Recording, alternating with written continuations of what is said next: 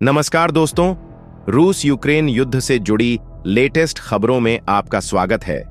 दोस्तों, एक दिन पहले ही अमेरिका में राष्ट्रपति ट्रंप को आंखें दिखाने वाले जेलेंस्की अब लंदन पहुंच गए हैं।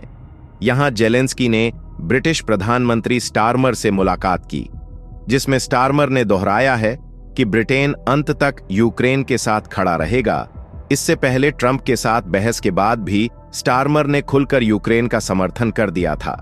राष्ट्रपति ट्रंप के साथ जेलेंस्की की हुई बहस को पूरी दुनिया ने देखा और अब इस बहस के बाद, यानी कि ट्रंप को आंखें दिखाने के बाद, जेलेंस्की अब लंदन पहुंच गए हैं।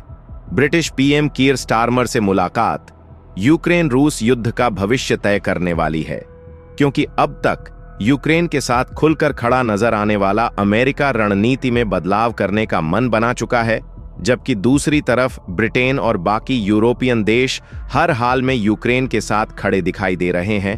लेकिन सवाल यह है कि यह समर्थन अमेरिका की भरपाई कर सकता है। लेकिन आगे बढ़ने से पहले दोस्तों, इस वीडियो को लाइक करके चैनल को सब्सक्राइब जरूर कर लीजिए। और आपको क्या लगता है कि डोनाल्ड ट्रंप सच में युद्ध में रूस का साथ देने वाले हैं? कमेंट बॉक्स में कमेंट करके जरूर बताइए। दरअसल अमेरिका यूक्रेन के साथ 28 फरवरी को भले ही ओवल ऑफिस में राष्ट्रपति ट्रंप और उपराष्ट्रपति जेडी बेंस ने जेलेंस्की को जमकर बेइज्जत किया हो, लेकिन यह भी सच है कि इस तीखी जुबानी जंग में जेलेंस्की हीरो बनकर निकले हैं, जबकि ट्रंप पर पुतिन का चापलूस और जेलेंस्की पर दादागिरी के आरोप लगाए जा रहे हैं। जब से ट्रंप राष्ट्रपति बने हैं, उसी वक्त से वो नाटो, यूरोपीय यूनियन के खिलाफ मोर्चा खोले बैठे हैं। यूक्रेन युद्ध को लेकर ट्रंप की पुतिन नीति की वजह से भी अब नाटो और यूरोप के देश अमेरिका के खिलाफ हो रहे हैं। खास तौर से फ्रांस और ब्रिटेन ने तो जेलेंस्की की बेइज्जती के बाद से मोर्चा खोल दिया है। अमेरिका के बिना नाटो और यूरोपीय यूनियन रूस के खिलाफ यूक्रेन से युद्ध शुरू कर सकते हैं। ट्रंप इनुअल मैक्रो को यूक्रेन युद्ध पर खरी खोटी सुनाई है।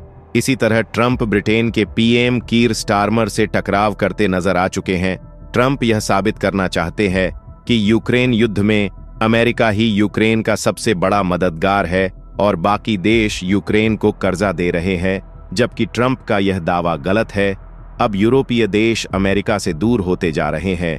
इधर कुछ दिन पहले ब्रिटिश पर यूक्रेन के राष्ट्रपति जेलेंस्की ने सनसनीखेज दावा किया था कि रूस अतिरिक्त 5 लाख सैनिकों की तैनाती नाटो देशों के बॉर्डर पर करने जा रहा है। रूस के 5 लाख सैनिकों के साथ उत्तर कोरिया के सैनिक भी शामिल होंगे। यूक्रेन राष्ट्रपति जेलेंस्की ने कहा है कि रूसी सेना बेलारूस में प्रशिक्षण के बाद पोलैंड और लिथुआनिया पर हम करने की कोशिश कर सकती है। बेलारूस में तैनात होने पर रूसी और उत्तर कोरियाई सैनिक पोलैंड की राजधानी वारसा और लिथुआनिया की राजधानी विनियस पर कब्जा करने की कोशिश कर सकते हैं। रूस 2025 में अपनी सेना को 12 से 15 डिवीजन तक बढ़ाने की योजना बना रहा है। रूस की सेना का आकार और संख्या यूक्रेन से दोगुनी है। ऐसे हालात में रूस अतिरिक्त 5 लाख सैनिकों के साथ नाटो देश पोलैंड और लिथुआनिया पर हमला आसानी से कर सकता है। ट्रंप और जेलेंस्की के बीच तीखी बहस के बाद स्पेन के प्रधानमंत्री ने कहा कि उनका देश युद्धग्रस्त यूक्रेन के साथ खड़ा है।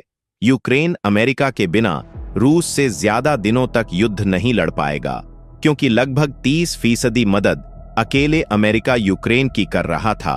अगर यह मदद पूरी तरह से छिन जाती है तो यूक्रेन को काफी नुकसान होगा। ऐसे में यूक्रेन का युद्ध में टिके रहना काफी मुश्किल होगा।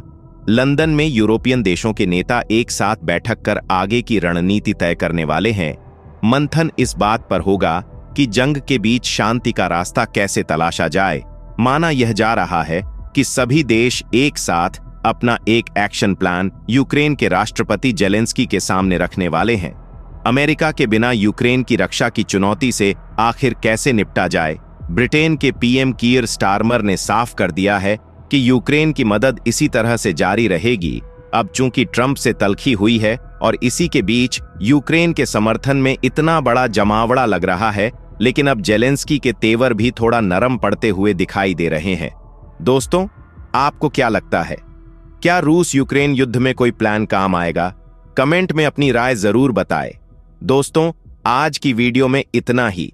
अगर वीडियो पसंद आई तो वीडियो को लाइक जरूर करना और ऐसी ही यूनिक वीडियोस को देखने के लिए इस चैनल को सब्सक्राइब जरूर लीजिए।